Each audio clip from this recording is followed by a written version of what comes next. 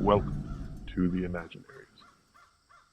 Hello, and welcome to the Imaginaries podcast, where we, the two of us, your intrepid and standard hosts, and I mean standard in the fact that you probably know us already, because we've been doing this for a while, welcome you to talk with us, or rather to listen to us talk about all things science fiction and fantasy. Today, we are going to be talking about something that is near and dear to my heart.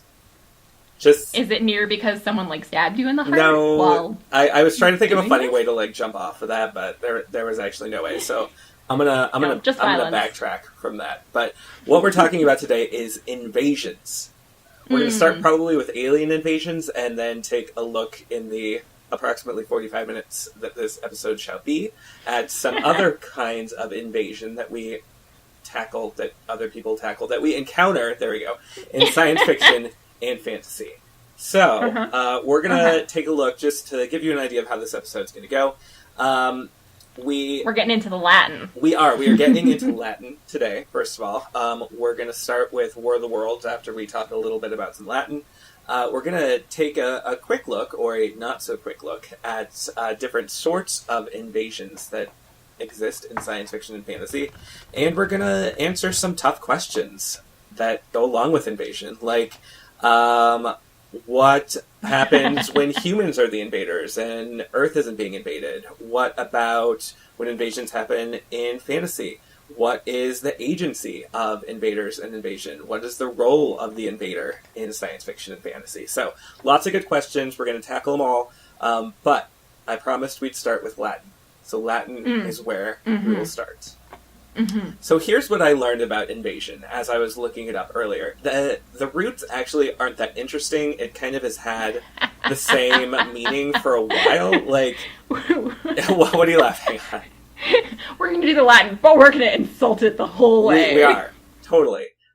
Really, the most interesting part of the etymology of the word invasion is the fact that the vasion part of invasion actually shares a really old Latin root with the word vamoose. So the movement part of it, I think, is where that root comes from. So if you saw a tweet, or if you saw any information about this that refers to this episode as INVAMOOSEN, that's why. Invasion and vamoose, more similar than anyone knew.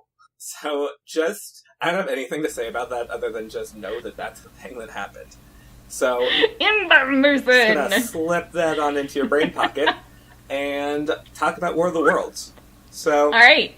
So why are we talking about this thing that everybody talks about all the time? So War of the Worlds, I think the reason why I would like to talk about it is that if we're going to trace back invasion in science fiction and fantasy, any sort of speculative invasion, we have to go back to War of the Worlds. Can we trace everything back to that? Are there other invasion narratives that happened before that? Right. Those answers are completely correct. But on the other side of things, if you're looking at lineages, and again, like we talked about in our Frankenstein episode and the legacy of Mary Shelley, it's really difficult to do this, to trace from writer to writer to writer, work to work to work, who influenced whom. But with that said, I think that War of the Worlds remains such a part of the science fictional gestalt that it's effective to say it's kind of like the grandmother of invasion in science fiction, because people still talk about War of the Worlds, people still read about War of the Worlds, people like Steven Spielberg still adapt War of the Worlds. That was not a good movie. It's also 13 years old at this point, so that's a 13-year-old Oh man, I remember when it was new. Yeah, now I feel ancient. I do too, and also that makes me wonder, Dakota Fanning played late elementary school, middle schooler in that. She has to be in her mid-20s now, which is weird. So, anyway, looking past the Steven Spielberg movie, War of the Worlds, in terms of both its life as a book and also as a cultural touchstone, I'm thinking of the radio broadcast that then kind of rewrote the rules on what you could do on radio, so, quite an infamous past for our H.G. Wells tale. It's important to sort of look back at that and say what was going on there and what are the lessons that basically every alien invasion has taken since then. So why don't we start there? What do you think? Yeah, no, I mean, I think it's interesting that we've kind of made the War of the Worlds the proto-invasion narrative because, as you mentioned, and I kind of was giggling over the fact that it was nowhere near the first invasion narrative written in science fiction. Yeah. I can't remember the exact author. I think it might have been a W.E.B. Dubois story. Called The Comet that I just recently read in the Big Book of Science Fiction, which is an anthology collected by Jeff and Anne Vandermeer. And that is very definitely like an early invasion story, and that is from 1920. When did War of the Worlds air? Oh, air? I'm not sure. I know that the book was published in 1898, but the radio broadcast, I'm not sure. I mean, I know it was somewhat earlier. I want to say late 1930s. So, you've got... I'll look this up real quick. Maybe not a full 20 years or so between The Comet and War of the Worlds, but you did have, War of the Worlds predecessors that were doing the invasion thing, and doing it pretty effectively and to wide acclaim. So that begs the question then, why is War of the Worlds the one we remember? Well, I think it's entered the sort of cultural vocabulary shorthand. Mm-hmm. It's become shorthand for invasion. Even if it wasn't the first popular invasion narrative, it had such a powerful impact on the cultural psyche when it debuted that's never really been, backed away from or completely overcome. And I say overcome, but, it's a good story. I reread it when the Stephen Baxter Massacre of Mankind sequel came out. Was that this year or was it last year? I believe that was last year. Last year. Oh man, things are blurring together for me. But when that book came out, I was like, you know what? I can't even remember what happened in War of the Worlds. Mm-hmm. So I popped on Project Gutenberg and read War of the Worlds on Project Gutenberg, which kind of, crisps my soul around the edges a little bit. But still, it was kind of necessary reading for me to remember why things start the way they do in Massacre of Mankind, which I'm sure we'll talk about more soon. But, today, reading War of the Worlds, it's just completely ridiculous and bonkers. Totally. How could anyone mistake this for reality? Yeah. Blah, blah, blah. Right. But at the time, especially in radio broadcast form, which I've only heard clips of, it would have been pretty impactful. Mm-hmm. Like Hitchhiker's Guide, level impactful, but some people actually thought it was real, I guess. Right. And it was, I just discovered, the Halloween broadcast, or broadcast the day before Halloween, or actually on Halloween, 1938. So there were 18 years between The Comet and War of the Worlds, and I don't even think The Comet was the first invasion narrative, but I do know that it is an invasion narrative that predates War of the Worlds. So, and I do know Dubois, I'm really gonna regret not knowing how to pronounce his name. Anyway, was a significant author for the time period, so yeah. I'm gonna look this up. How do you pronounce it? Yeah, how do you pronounce it? Well... Dubois? Dubois!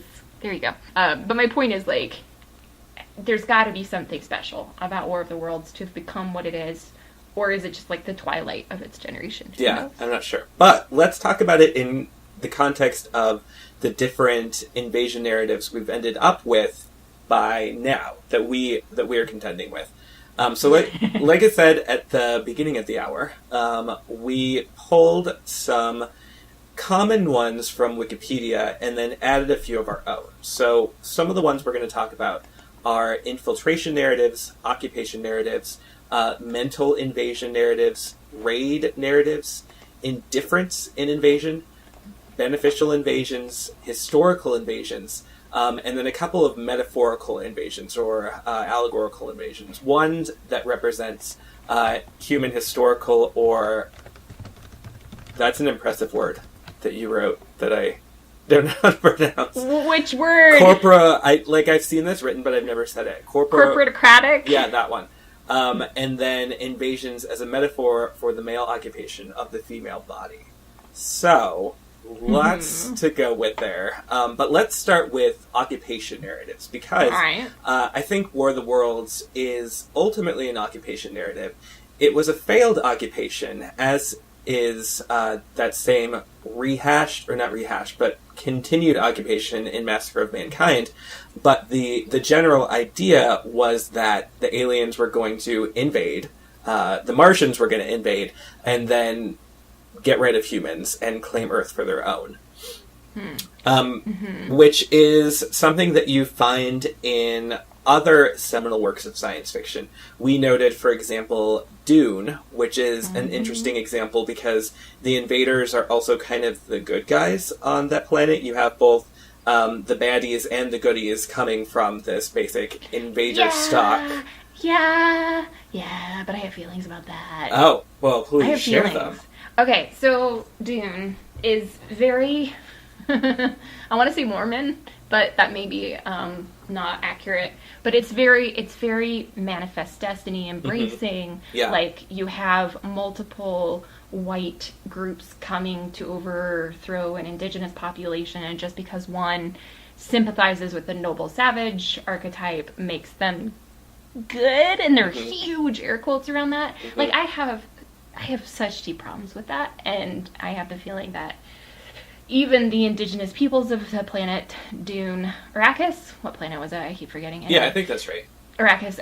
The indigenous peoples are even, like, whitewashed in a lot of ways. So you have a white-like indigenous population. You have very definitely European or Euro-American groups coming in and invading, and only by recognizing the nobility of the indigenous population and adopting some of their habits and ways, do the air quotes good guys win. And that's just like, but it's like recasting James Fenimore Cooper on another planet, and that's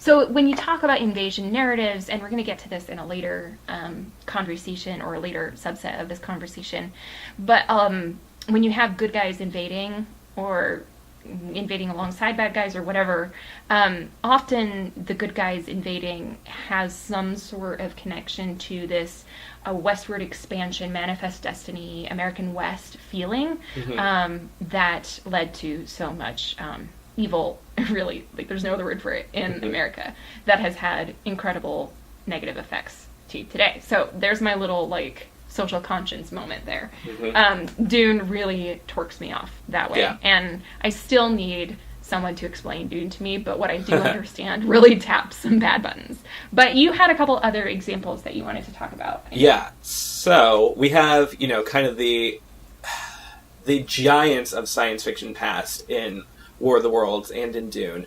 We also might add Ender's Game to that. Again, a really problematic text with an author who can best be described as flaming garbage.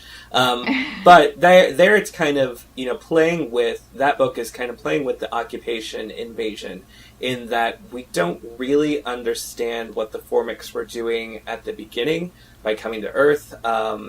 But then we have a reverse invasion where the humans are going to, wipe them out. Not occupy per se, but occupy via destruction, which is something that pops up a few times. Often it's being done to humans, a la Independence Day, which, gave us a really, really, I don't want to say good, but certainly dramatic representation of what that particular kind of invasion looks like on the screen. And Ender's Game is sort of, playing with that a little bit.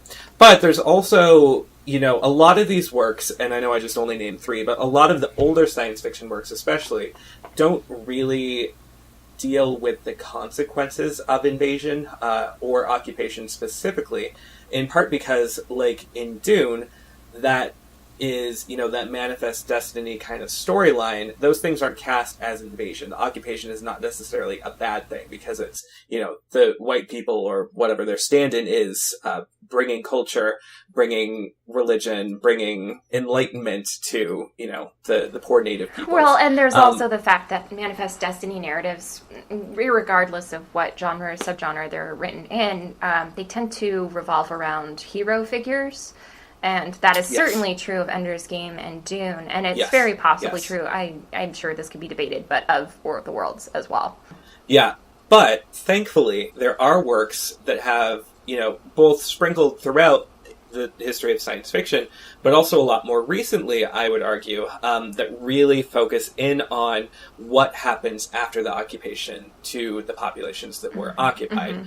I think one of the best kind of now early examples of this, because we're getting in on like several decades ago, or at least a couple of decades ago, was when Star Trek via The Next Generation and Deep Space Nine tackled the Bajorans and the Cardassian occupation, and then what happened to the Bajorans afterwards. Yeah. So that was kind of like, before Deep Space Nine went into the Dominion War, like that was the point of Deep Space Nine, helping the Bajorans rebuild, giving them the support of Starfleet, making sure the Cardassians didn't come back. So you see that there's like still that kind of hero narrative, like Starfleet is making sure that the Bajorans are okay, but also there was this much larger focus on what are the Bajorans doing for themselves, which was enacted in part by having a main character who was Bajoran and also second in command of the space station. So we got a lot via Major Kira that we wouldn't have gotten, prior to that necessarily, thinking about that occupation narrative. Right. And I think it's interesting, too, how a lot of modern science fiction, contemporary science fiction, has kind of transitioned away from straightforward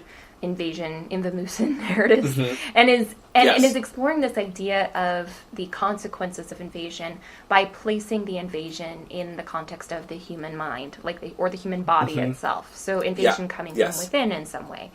And this one I love the idea of placing these three texts in conversation with each other for some reason. But Six and Lou's The Three-Body Problem, Caitlin Kiernan's Agents of Dreamland, which is a novella we read and reviewed last year on the podcast, and Annihilation by Jeff Vandermeer, part of his Area X trilogy. These three books are, in my mind, invasion narratives. They're invasion narratives where we may not know who's invading and what they're invading or what they're doing in the invasion process, but there's very definitely something from outside and something from inside meeting in a really complicated way that allows for an exploration of the self and identity and, how we respond to crisis. Because there is a crisis in each of these three books, a crisis of self as much as anything. So I was wondering what you thought of pairing these three texts together, and, what do you think of, modern internal invasions in conversation with something like Star Trek's Cardassian and Bajoran conflict? Well, I want to bookmark Annihilation, because I'm going to talk about that in a couple of minutes with respect to a different kind of invasion. But I really like that you brought it up here first, because that sort of mental invasion, I don't feel like, as much as I just said that the Cardassians and the Bajorans wouldn't necessarily have happened earlier than that, I know that there were texts that were dealing with invasion fallout, with occupation fallout, prior to Next Generation Deep Space Nine in the 90s. I can't think of any off the top of my head, but that is the problem of my head. And so... we all have those. But. I was like, where was I going with that? But what you mentioned, that invasion of the mind, I don't think that it was, in those terms before too recently. Like, you wouldn't have seen books like Agents of Dreamland and Annihilation.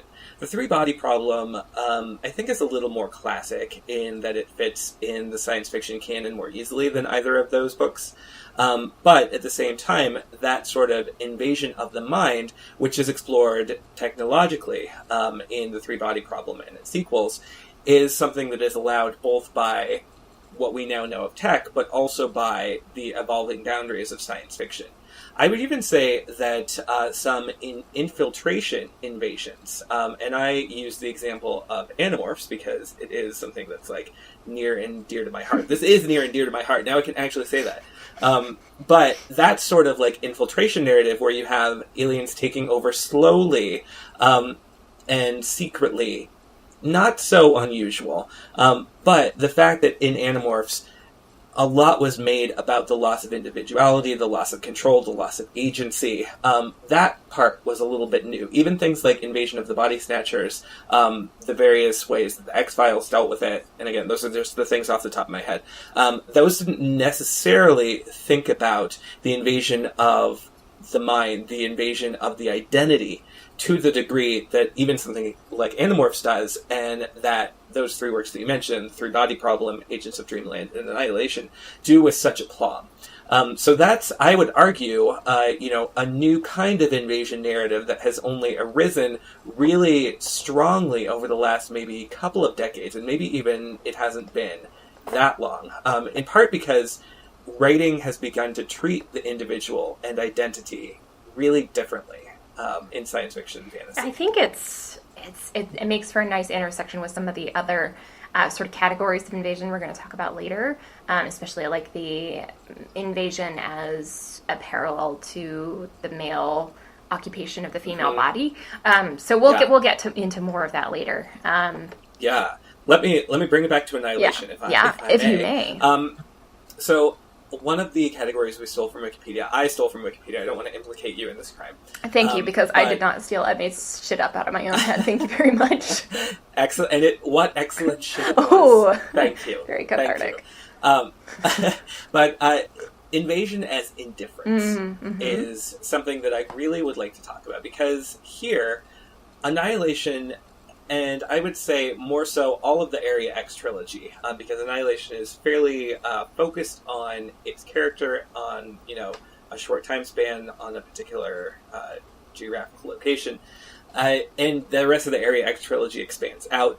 But this idea of invasion as indifference is really exploring, kind of the converse of the War of the Worlds or the Independence Day, where the aliens are coming in and blowing everything up. And in a way, also kind of the converse of the books like DUne, where you're dealing with, the heroic white saviors and Manifest Destiny, rewritten in science fiction for other worlds. Because they kind of pose the universe and the invaders and or invadees as just kind of like not giving a fuck.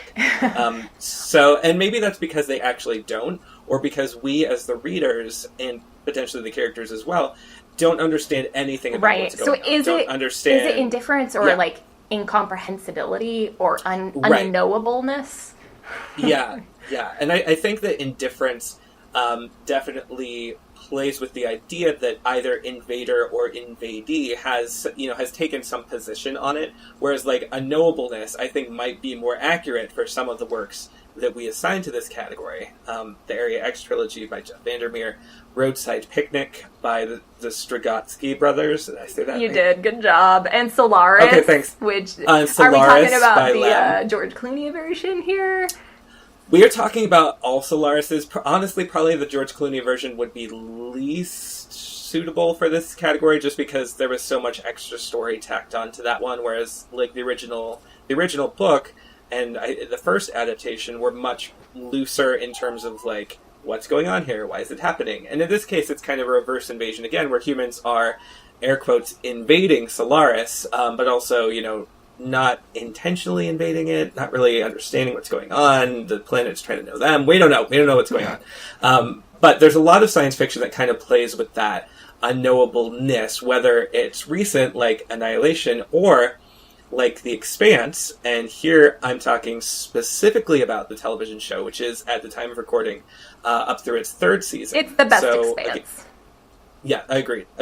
But so far in the show, we don't really understand if there is an invasion going on, and if so, who the invaders are, and if so, what their motives are. But we also go back to things like Arthur C. Clarke's seminal Rendezvous with Rama, which is not, again, a traditional invasion exactly. If anything, the humans are invading the spacecraft, but the spacecraft is unknowable. Its purpose in the solar system is also unknowable.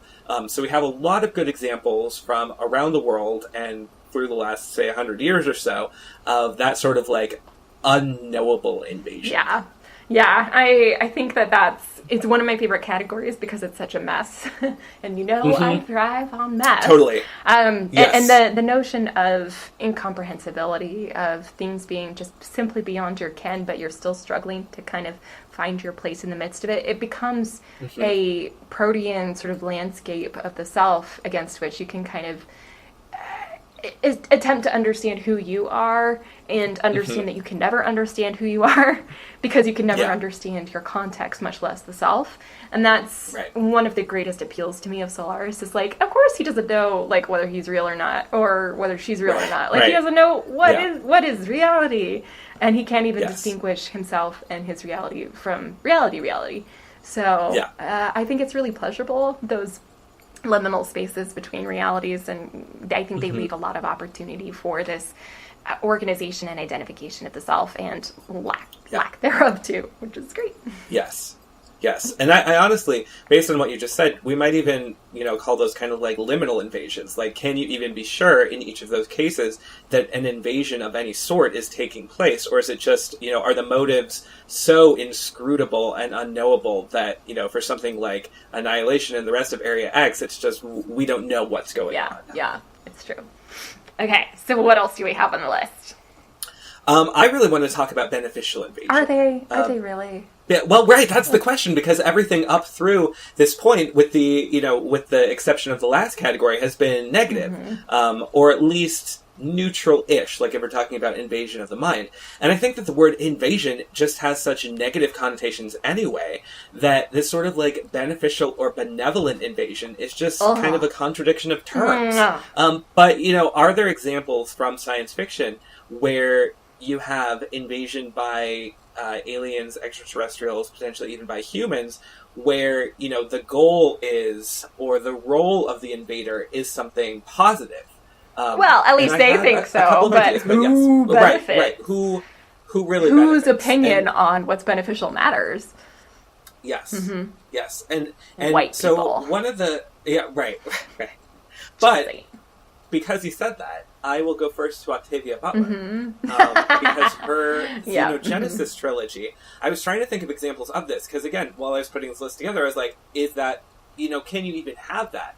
But then I thought of Xenogenesis. Which, by the way, is my least favorite Octavia Butler ever, because as someone who is asexual, like the compulsion to feel sexual desire for something against your will is like the ultimate most repellent thing I could imagine in the universe. Like, that is the removal of free will. The altering of free will as the removal of free will. And it's like, I can't think of any worse hell than being forced to feel sexual desire or something. Actually, I would hate myself. Yeah. Because that folds back against like this fundamental tenet of my identity. So speaking of... So there you see not a beneficial invasion at all. Like the goals of the invaders may be beneficial. Saving the human race, saving the whole biosphere of the Earth, but the means by which they do so is still that negative invasion as you're reading it. Right, and again, there's little tidbits of manifest destiny in there too. Like, does the Earth really need to be repopulated with humans? Like, does every human need to be forced to reproduce? And in Butler's thought experiment here, the answer is yes.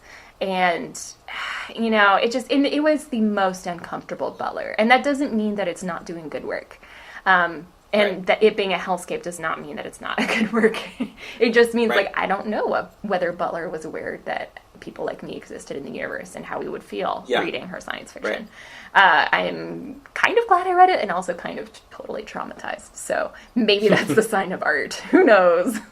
Well, let me give you a couple other titles from my beneficial invasion list, and tell me what you think. Push back against, can invasions actually be beneficial? And we can see where we end up there. So the next title I had was Madeleine L'Engle's A Wrinkle in Time, which was so recently and beautifully adapted by Ava DuVernay to the big screen.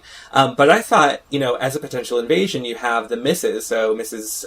What's-It, Mrs. Who, and Mrs. Which, and they're sort of invaders to the Earth for a beneficial purpose. They're also kind of counter-invaders.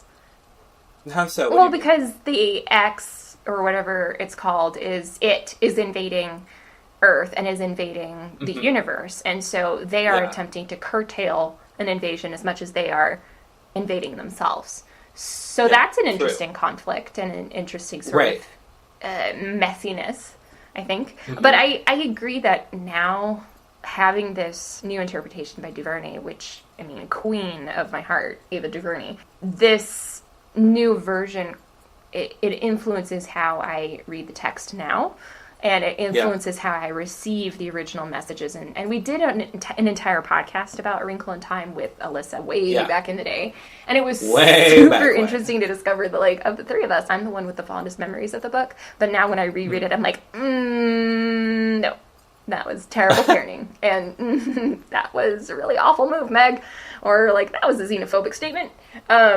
And so having this new version with all of the positivity that surrounds it in my experience of it, has become like the prototypical Wrinkle in Time. So for me, Wrinkle doesn't entirely belong to L'Engle anymore, and L'Engle fucked up some ways. And DuVernay is, in my mind, like she's kind of remade some of those flaws and made them into strengths of the new version. And part of the way she's done that is simply by the casting that she did. Yeah. And the writing and eliminating some of the problematic moments and so on and so forth. So it's an interesting example of like the new kind of upending the old. La-di-da. Other examples. Well, let's go to a book that you actually introduced me to back when. Mary Doria Russell's The Sparrow. Yes. And here we're kind of talking about the, not the alien invasion, but the human invasion of an alien world. And I don't, even as I say that, I don't necessarily think that invasion is the right word, but, what would you think? Is that kind of, are humans beneficial or benevolent invaders in that context? Well, do we get to decide whether we're invaders or intruders or explorers, or do the people who are being invaded, intruded upon or explored, do they get to decide? Because I think that kind of could affect how the book is cast. I mean, you certainly have a group of Earthlings. They're not all white, but they're predominantly white. I don't even know if that's true. I think there's a lot of white people in there, but I could be wrong. But they are a religious group. They go to a foreign planet specifically with the goal of exploration, but they also have, as a part of their background, like mission work, which you can't have mission work without some sort of agenda, past, present, or future. And so they are going to this other planet with that baggage, and shit happens. A lot of shit happens.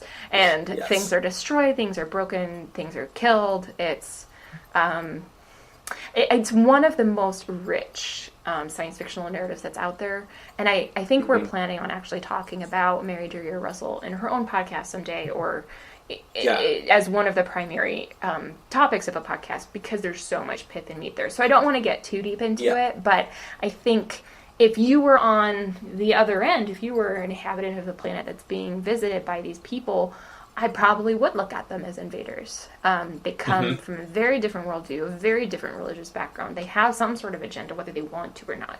And they make a lot of shit happen. So... yeah, probably an invasion narrative if you're on the other end, irregardless of intent. Yeah, right. And that is an excellent point, that I don't think, if we're looking at the entire past, the entire history of invasion narratives over the last, 100 years plus, that sort of nuanced understanding of, is it invasion or is it exploration? Is it colonization or is it pillaging? Within science fiction and fantasy specifically, that sort of nuanced view hasn't always existed within the genre. Or even within, and now you see it, hopefully, people are engaging with it more, both writers and readers. But even within certain franchises, you have some of both. You have in Star Trek, especially the original series and early Next Generation, some really, really uncomfortable moments of invasion, of exploitation, of racism, of sexism, of just all the gross things you can think of. But at the same time, Star Trek is, as a franchise, you can see when it tries to be aware of those things and when it really hits the nail on the head. Going back to Deep Space Nine, which, again, I will, as I have in past podcasts, I will volunteer that Deep Space Nine is my favorite Star Trek. You have things like tackling, what happens to the Bajorans after the occupation. You also have episodes that tackle, for example, what it means to be a person of color writing science fiction in, I forget when it was, I want to say the 50s, while, struggles for equality were going on in the U.S. And that's like, Deep Space Nine is a show set on a space station in the 24th century. So if you haven't seen it, you're probably like, what? How the hell does that happen? But the fact that all of these things can exist simultaneously within a genre, and then in some examples, like in Star Trek, within even a specific franchise, I think speaks to some exciting directions that science fiction has gone in. And it's important to as you may have noticed, like we do, go back to the beginning for some of these episodes where we sort of like take a long view of a particular topic, like invasion, like the space opera, like we did in the last episode. And by pretending that things like DUne or War of the World and its more problematic elements, or, you know, early Star Trek didn't exist, we're pretending like those feelings, those cultural moments also didn't exist. And it's important to acknowledge that they exist to see how far we've come. It's true. Which, speaking of history... Yes. Let's speak of history. Yes, let's totally speak of history. So, we also have, as one of our categories, the historical invasion narrative. So, I'm currently watching through Stargate SG-1 for the very first time, so I thought immediately of Stargate, because we have the historical invasion of Earth by the Goa'uld, and their particular insertion into Earth religions. The assertion of ago. Another's will. Sure. Yes, yes. Right. And then you have, you know, stories of invasion of the mind, invasion of the body, like we talked about earlier. But thinking specifically of historical invasions, either aliens or humans have some history of invasion, you know, on a body that they have no claim to, planet, a moon, a space station, something. We have works as diverse as Stargate. We have Nnedi Okorafor's Binti trilogy, where the wars between worlds and the invasions that those worlds have gone through is a really important part of the fabric of that universe. We have the Themis Files books by Sylvain? Sylvain, is it Sylvain or Sylvan? I'm not sure if you pronounce the I, but Sylvain Neuvel. That I believe a third book in that series just came out or is coming out soon. So that's something that has, you know, that is really on, like, the cutting edge of what science fiction is doing now. In some ways, I think it's retreading some ground that didn't necessarily need to be retread, but it is also engaging with this historical narrative of, you know, there were once aliens here and they had something to do with Earth's development because they invaded once upon a time. Which really is kind of like the Prometheus storyline, isn't totally. it? I mean, and I'm speaking of Prometheus, the James Cameron movie? Did I get that right? I think it's Ridley Scott. Ridley Scott, thank you. I'm a terrible person. The Ridley Scott movie, which, funnily enough, like, I've watched Alien, the first 3 Alien movies, and I've watched Prometheus, and just by dint of having seen Prometheus first, it's still probably my favorite, just because atmosphere, like, full on, all the time, Charlize Theron, and what's his name, and yeah, it's great. Michael Fassbender. No, not him. He's take it or leave it. I was thinking of Idris Elba. Come on. Oh, okay. Anyway, so Idris Elba, Charlize Theron, great acting, really, when you think about it, and an interesting storyline. Yeah, they could have cut a half hour of the movie. Yeah, it's probably annoying for Alien fanboys that it, like, was and was not a prequel. Whatever. I don't care. I liked Prometheus. And I think that the panspermia notion is something that we haven't seen a lot of in science fiction on television, so it was interesting to see that. And that relates to your historical invasion, in a sense. Like, panspermia, you don't consent to panspermia. I mean, you evolve from panspermia, whether you like it or not. And in the alien universe, including Prometheus, sometimes you evolve into things that you'd rather not. And I think that's really, that's a nice way of putting it, okay? But, so can we talk about corporatocratic? Yeah, let's talk about your allegory categories. My allegory categories. Yeah, as soon as I said that, I was like, that was silly. That was awesome. But these are definitely, these were nowhere on Wikipedia. These are... From my beautiful brain. Exactly, yes. I was trying to think of a good way to say that, but you said it the best way. In the most dramatic way. So, alien invasions is a couple of different allegories. So tell me what you were thinking with both of these categories. Yeah, okay, so the first one is the one that leapt to mind when I saw Landscape with Invisible Hand on your list. I was like, I don't see that as that kind of invasion narrative. I see it as standing in for, like, in alien invasion, giving us an excuse to explore humanity's corporatocratic. Sorry, I couldn't pronounce it, and now you can't pronounce it either. They're corporatocratic instincts, or like base nature, as seeking to profit off of other people at their expense. And Landscape with Invisible Hand certainly includes aspects of that. There's this alien occupation that Like, they're essentially rich in resources, and they don't particularly care what happens to the humans who produce the high art that they're so interested in.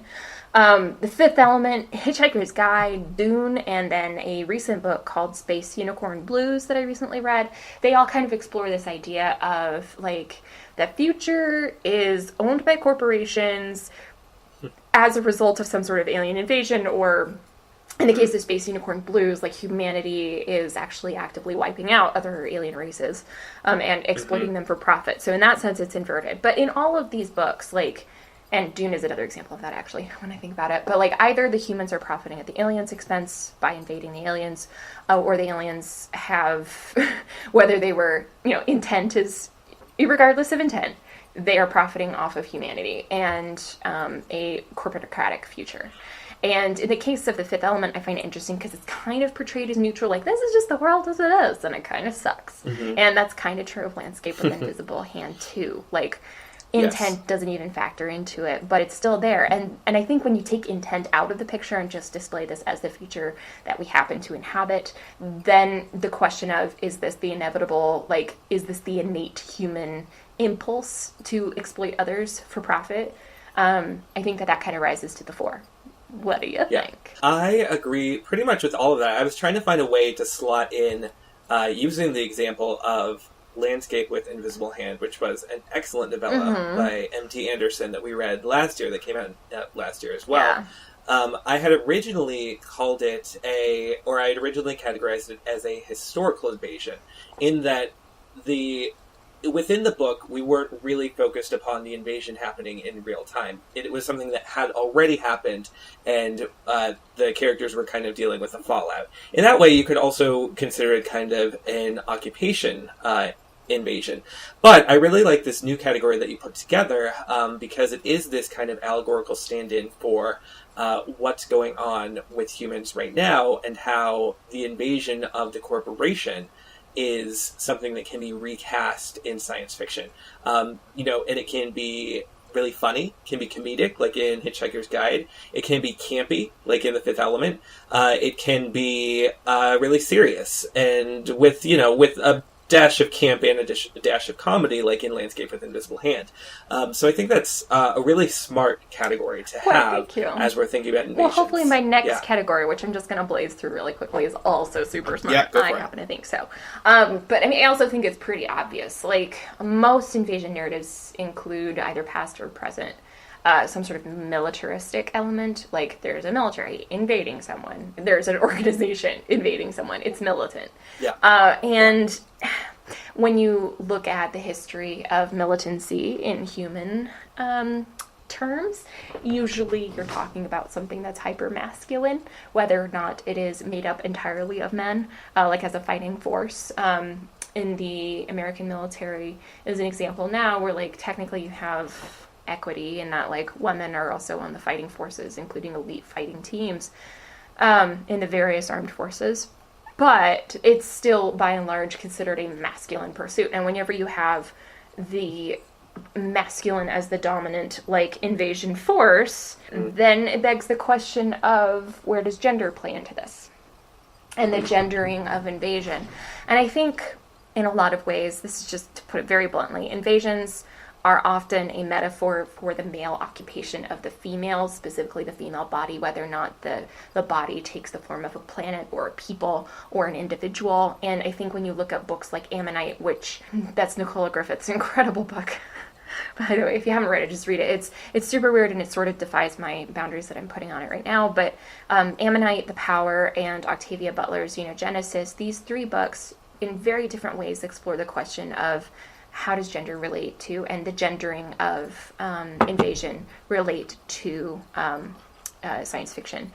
And in Xenogenesis, like, you very literally have the alien coming in from the outside and overcoming the body, male and female, but because you follow a female character, like, you're dealing with a lot of, like, pregnancy stuff. Yeah. The Power by Naomi Alderman, you have, women suddenly have eel powers, electric eel powers. Well, that enables them to invert the social order and become the premier fighting force, to literally take control away from men over their own bodies. Ammonite, you probably have more to say about this than I do, but it it begs the question of like who's invading what, and what does invasion look like in a monogender, not utopia, but in a monogender universe or planet society. And so I think that it's a very interesting grouping, and I think that you can't take gender out of the question or out of the invasion conversation, but I also don't know where you would finally settle it.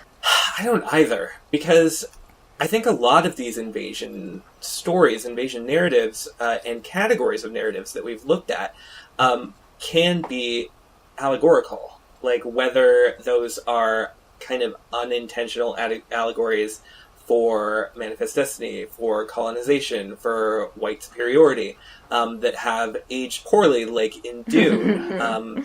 Thank you. Or whether you're looking at, more recent books, and not all of them are more recent, but the ones that you listed off have all been, all came out in the last couple of decades, that are really intentionally kind of tackling what the role of invasion is and what invasion can be as an allegorical device. Again, I think this is a really smart category. I think that a lot of the books that we've mentioned, and shows and movies, could also be, allegorical corporate invasions, bodily invasions, male to female, or other allegories that we have not listed here, but, certainly this list is not exhaustive. No. And there are many, many, many more ideas behind invasions, allegories of invasions that we could get into. But since we're running a little short on time, I hate to shortchange, the most interesting part here, but I want to end with one of the big questions I mentioned at the beginning of the podcast, which is, what is the role of the invader? And then where's the agency when you're talking about invasion? See, I don't know that there is an answer. This might be a very short end to the podcast. It's like, I don't know. What do you think? Fair. But I actually changed the initial wording of your question, because initially you'd ask, like, what's the goal of the invader? And for me, it's more interesting to explore the role of the invader, because you can never truly understand intent as a one-sided thing. Like, intent will always be subjective, whereas role, when you're reading a book, I mean, it's kind of subjective, but it's mostly objective. Like, we can look at how the invaders function in a specific... Sorry, my cat is scratching my leg. Go. You can explore how the invaders function within a text with somewhat of a sense of objectivity. So I'm more interested in that. Like, how does the invaders in Lagoon or Independence Day or Jenna Edwards' Earth Girl series, how do they function in the text? How do the invaders function in Chris Beckett's Eden series, Super Semiosis? All of these books that we didn't get to, but we wanted to. Ian McDonald's Luna series, Charles Strauss's Empire Games books, the Tierling books by the author I can't remember right now. And then when you go into fantasy, Lord of the Rings, when you go into games, Settlers of Catan, like all of these different things. There's so many invasion narratives out there. And I don't think that really the most interesting question relates to intent. I think it relates to function. What are they doing, and how is that symptomatic of how we understand ourselves? And usually this is a white Western thing. How do we understand ourselves as white Westerners in relation to our history as invaders, and to our present as occupiers, and to our future, which is unknown? I think that's interesting. I think it's something that science fiction is never truly going to be able to get over its steepageness in whiteness. Even though it's becoming more diverse, it's always going to be riddled with questions of race, and how does race relate to the outside world and to our history and our future. So anyway, that was the context there. I was being super opinionated there. Sorry universe. Don't apologize. Too late.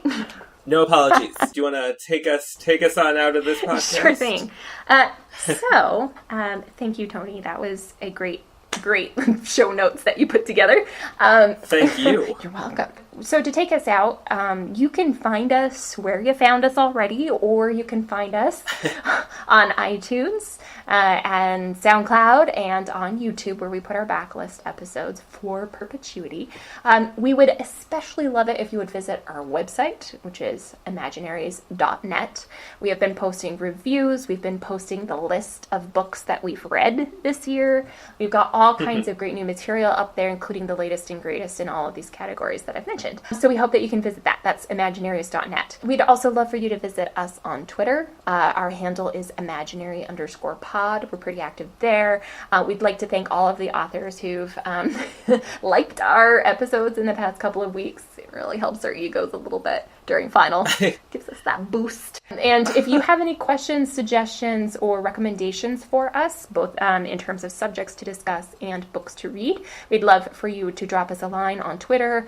You can find our link to our Goodreads list there, like of books that we intend to read, want to read, etc. You can recommend books to that list. And you can also email them to us at imaginarypod@gmail.com. We'd love to hear from you. Thank you so much. Did I miss anything? You did not miss anything. Not miss anything. All right. Well, that is a great place to end with not missing anything. So I will miss you, though. I'll miss you. But we'll talk again soon. Are you sure? Okay. We will. Right. I'm sure. I trust I'm real you. sure. Don't break my heart. Do it. I won't. Bye. Bye.